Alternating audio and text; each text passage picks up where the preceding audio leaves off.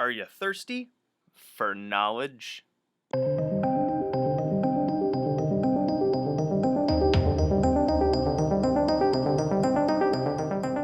So, a lot of you that are watching this probably know what I'm talking about, but I'm always thinking about what else can I relate to magic? What else can I use to explain magic? And what else can I make videos on? Because, I got to do this like once a week and whatnot, stuff like that. So, this is about programming water. So if I go over to a resource page that I got going on here, and then I gotta go back here. So basically, if you guys don't know about it, there is scientific evidence that thoughts influence things such as water and plants. And this can be extended to, you know, us. I mean, we are 70 something percent water, and plants are so much water.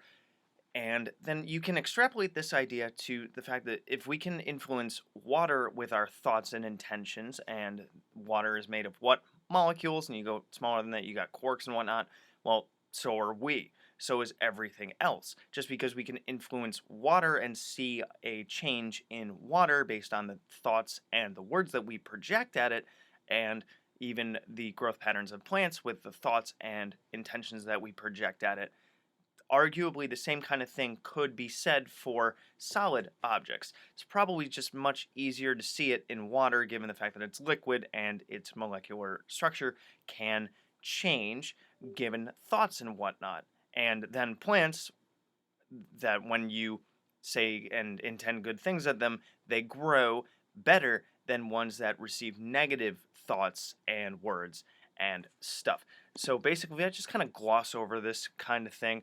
There was a Japanese researcher that actually did some experiments with water and noted, and I'll put the picture up right here, that when you intend positive thoughts at water in a container, it actually can change its structure. It can go from, just malformed and muddled to having like really honestly beautiful like geometric patterns and such. As you can see here, we have water molecule before offering a prayer. It's just kind of and then after offering a prayer, you can look at that structure of the molecules there. And then even after things like thank you and love and appreciation, and I mean, take a look at the bottom middle one where it's the you make me sick kind of thing. So the bad intentions, look at what happens there. And then the positive ones, look at what happens there too. But you got to ask yourself, if my negative thoughts and intentions can frame the crystals and whatnot in water in such a way, then what are the negative thoughts that I'm thinking doing to myself and anything else around me? Because the negative thoughts and intentions can just mess the structure of water up and make it look all ugly and nasty, and then that's turning us all ugly and nasty on the inside, as well as other people that we direct our negativity at, and even negative situations or situations that we direct our negativity at.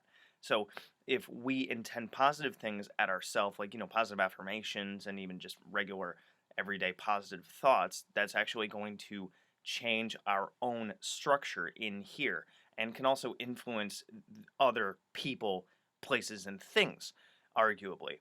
So, along with the water, they also did an experiment with rice where they had a positive phrase on one thing of rice and a negative phrase on another thing of rice. And the researcher had people walk up and say the nice things to the one that labeled nice and negative things to the one that was labeled as negative. And after a good while, let's see how long that took. Where was it? So, the rice experiment, which is right here. Let's see. 100 independent judges. Where did I put that? After 30 days, yeah, the rice in the container with positive thoughts had barely changed, while the other one, so the one that you were supposed to direct a negative phrase at, was moldy and rotten. So, given that they set up both things of rice in the same manner, the only outside influence was the positive stuff directed at one and the negative stuff directed at another. So think of it this way. Any of your intentions on stuff that you want to make happen in the world, right? Or anything that you want to have happen, you got to put positive energy, thoughts, intention, and even words towards it, or it's not going to grow positively. If you put any negative thoughts, intentions, or words towards something, it's going to turn to junk, right? So you can take all sorts of stuff from science and you can apply it in terms of magical thinking, especially something as odd as programming water or setting intentions towards objects and actually watching their physical change. This borders on the edge of, we don't exactly understand how that mechanism works, so you can arguably call that metaphysics. You can call it magic as well. It depends on your own definitions of what's what and what causes what. But this has implications for those of us that step into ritual and do intention and sets and do spell work and whatnot, and then acting in accordance stuff.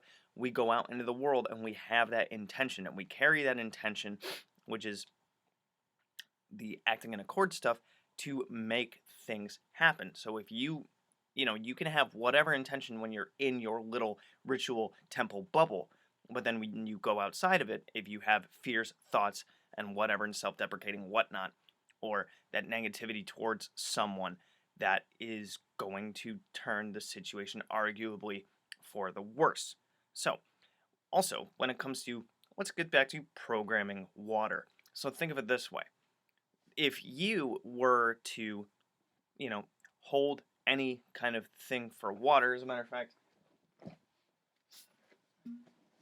ironically it's empty, but it's 4:30 in the morning. What do you want me to do about it? This is my water bottle.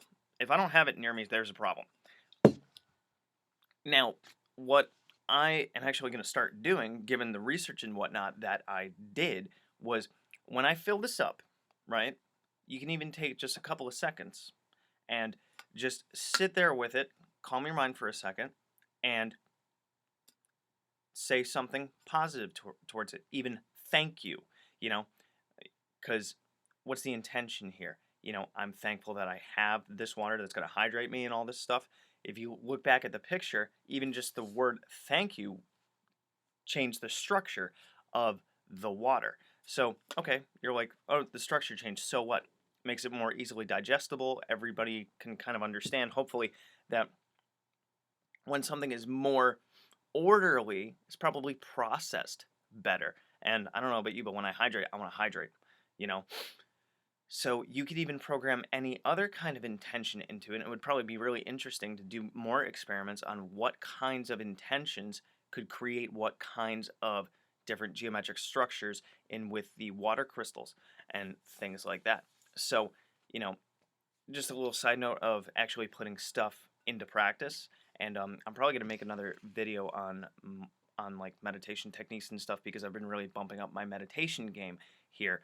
But I think that I've covered this as much as I want to, but let me know if you guys have ever done something like this, or any kinds of things that you might know or have done when it comes to understanding the fact that thoughts, actions, and whatnot actually influence the things around you, even something as simple as plants or water.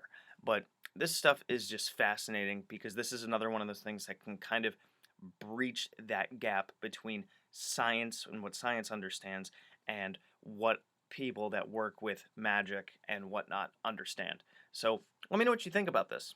Good hunting. Thanks for checking out my video. If you want to learn more from me, I have a lot of classes on Udemy. You can find the links to a lot of those in the description. You can also find me on Facebook at Magickology YT. You can email me at priestofthenecro@gmail.com, and you can even check out my Instagram, which is Magickology. And good hunting.